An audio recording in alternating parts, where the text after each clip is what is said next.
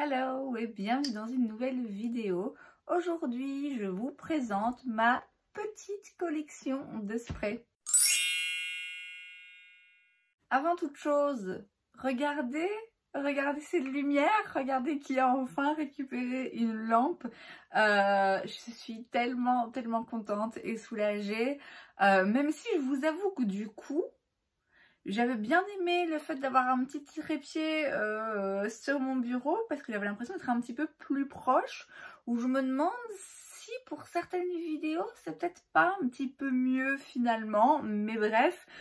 Donc à partir de maintenant la luminosité est redevenue habituelle et je vais aussi du coup pouvoir refilmer des vidéos où on se prépare ensemble ou des petits tutos pour des looks pour les yeux ou quoi, puisque bon, sans lampe c'était un petit peu plus compliqué. Mais bref, venons-en au sujet de cette vidéo qui est donc les sprays pour le make-up. Si vous ne savez pas encore, sachez que j'ai sur ma chaîne une série de vidéos dans laquelle je vous présente ma collection de make-up catégorie par catégorie. Et la dernière catégorie qui nous reste à faire pour le teint, on va dire, c'est les sprays fixateurs de make-up ou les sprays rafraîchissants pour le maquillage, etc. Qui est une catégorie assez petite dans ma collection. Alors j'en ai quand même une petite dizaine, c'est quand même de toute façon beaucoup trop. Je pourrais clairement me satisfaire de 2-3 sprays, mais écoutez, on est accro au make-up ou on ne l'est pas, c'est évidemment mon cas, vous l'aurez compris. Et donc je vais parcourir avec vous ma collection de sprays. Je vais commencer par 3 sprays que je n'utilise jamais et pourtant j'arrive pas à m'en débarrasser. C'est le fameux spray de chez Mario Badescu. Alors je vous avoue que les rares fois où je les utilise de toute façon pas comme spray pour faire tenir le make-up. Ils sont pas là pour ça. Ils peuvent s'utiliser après le maquillage, mais alors ça va apporter un petit côté dewy. Ça va pas du tout fixer ou raviver ou mixer les poudres ensemble ou quoi. C'est vraiment juste pour... ouais, pour rajouter un petit côté du oui. Or moi, vous savez, c'est pas forcément ce que je préfère. De base, c'est plutôt des sprays qu'on va appliquer avant la crème hydratante, par exemple, pour rajouter une couche d'hydratation. Je devrais vraiment penser à les utiliser. En vrai, je devrais les retirer, en fait, de mon plateau tournant, là où ils sont avec mes autres sprays. Peut-être bien que s'ils étaient dans mon armoire de salle de bain, je penserais à les utiliser plus souvent. Mais enfin, je les inclus quand même parce que jusque maintenant, ils étaient rangés avec mes autres sprays, donc j'en parle même si pour moi, ils rentrent pas forcément dans la catégorie des sprays fixateurs de maquillage. Donc ça, c'est fait. On passe maintenant aux véritables sprays fixateurs de maquillage ou les sprays qui vont aider les poudres à bien se mélanger ensemble, qui vont retirer parfois l'aspect un petit peu poudreux de certains make-up et faire que tout se fonde bien dans la peau. Je vous avoue que pour la plupart de ces sprays, j'ai pas forcément une opinion bien tranchée, ni négative ni positive. Il y en a peu finalement pour lesquels je vois réellement une différence. Je devrais sans doute faire un de ces quatre, une vidéo où je les teste vraiment de façon rigoureuse, où j'en mets un sur une moitié de mon visage uniquement. Il me semble que j'ai déjà fait avec l'un ou l'autre. Mais il faudrait que je fasse ça de façon un petit peu plus rigoureuse, à faire à suivre. On va donc commencer par les sprays du drugstore. Et j'en ai un de chez Essence, c'est le Keep It Perfect Makeup Fixing Spray. C'est hydratant et sans alcool. Le fait que ce soit sans alcool, c'est intéressant parce que c'est pas le cas d'autres sprays qui du coup, quand on utilise quotidiennement, ça peut assécher un petit peu la peau. Je me rappelle pas de vivre une expérience de dingue avec ce spray. Voilà, il est là dans ma collection, c'est sans doute le moins cher, donc voilà. Chez Catrice, j'ai le Prime and Fine Multi-Talent Fixing Spray. Donc pareil, hein, un spray qui vient faire tenir le maquillage, qui peut servir aussi à le raviver un petit peu au cours de la journée.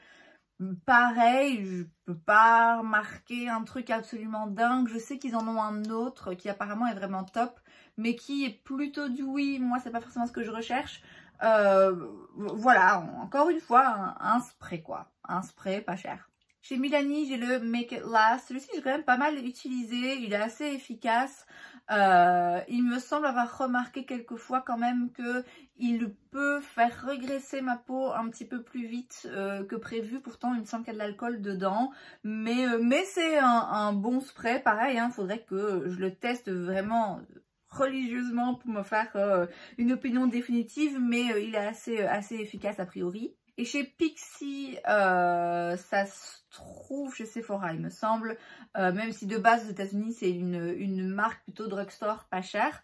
C'est le Hydrating Milky Mist avec de l'acide hyaluronique et de l'avoine noire. Ici c'est pas tellement pour faire tenir le make-up, c'est plutôt vraiment pour réhydrater la peau. Donc pareil, hein, comme les sprays Mario Badescu, vous pouvez toujours l'appliquer avant une crème hydratante pour l'aider à pénétrer encore un peu mieux dans la peau. Ça fait un moment que je l'ai pas utilisé, mais c'est vrai que c'est pas mal quand on a beaucoup de poudre, qu'on a un fond de teint bien asséchant ou quoi pour rajouter une petite couche d'hydratation à la peau. Chez NYX, j'en ai deux bien différents. J'ai tout d'abord le Fini Matte. Pareil, hein, il faudrait que je me penche vraiment dessus, un de ces quatre, et que je me dise, ok, tu sprays la moitié de ton visage et tu vois vraiment s'il y a une différence. Mais a priori, celui-ci, il est fait pour matifier la peau et aider à maintenir le côté mat du teint. Et j'ai le Plump Finish qui, là, a un côté un petit peu repulpant. Et celui-ci, il a tendance à coller un tout petit peu. C'est vrai qu'il apporte un côté un peu juicy à la peau qui peut être très joli. Pour mon type de peau, en fonction du make-up que je porte, c'est pas forcément l'idéal et ça va pas pour moi aider à la longue tenue. C'est plutôt que ça va oui, ça va rajouter un petit côté juicy à la peau, on va dire ça. Chez Smashbox, j'ai le Primer Water Set and Refresh Spray. On peut l'utiliser en base pour fixer le maquillage et pour rafraîchir le maquillage en cours de journée. Je sais, ouais, j'ai déjà utilisé, hein, je sais, mais je ne sais pas vraiment ce que j'en pense. C'est un petit peu pareil pour le Mist and Fix de chez Makeup Forever. Je sais que j'ai déjà utilisé. Je peux vraiment pas vous dire en fait est-ce que c'est efficace ou pas, puisque je vous dis j'ai tendance à vraiment utiliser toujours les mêmes. Dans le même esprit, j'ai le Double Duty Beauty de chez Tarte. Celui-ci, il faut bien le secouer. Celui-là, il faudrait vraiment que je le réessaye parce qu'il me semble que j'ai entendu dire qu'il était vraiment pas mal et qu'il faisait vraiment bien tenir le make-up. Donc ça, il faut vraiment que je m'en fasse une opinion parce que je peux pas continuer à vous présenter ma collection en disant...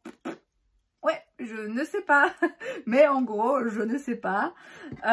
Chez Benefit, j'ai le Professional Super Setter. Alors celui-ci, il tient bien le make-up, mais je suis pas fan du spray. Dernièrement, là, quand je l'ai utilisé, j'ai remarqué qu'il a quand même fort tendance à faire pas mal de gouttes qui restent après sur le teint. Il a l'odeur en plus que j'aime pas trop, donc celui-ci, a priori efficace, mais pas mon préféré.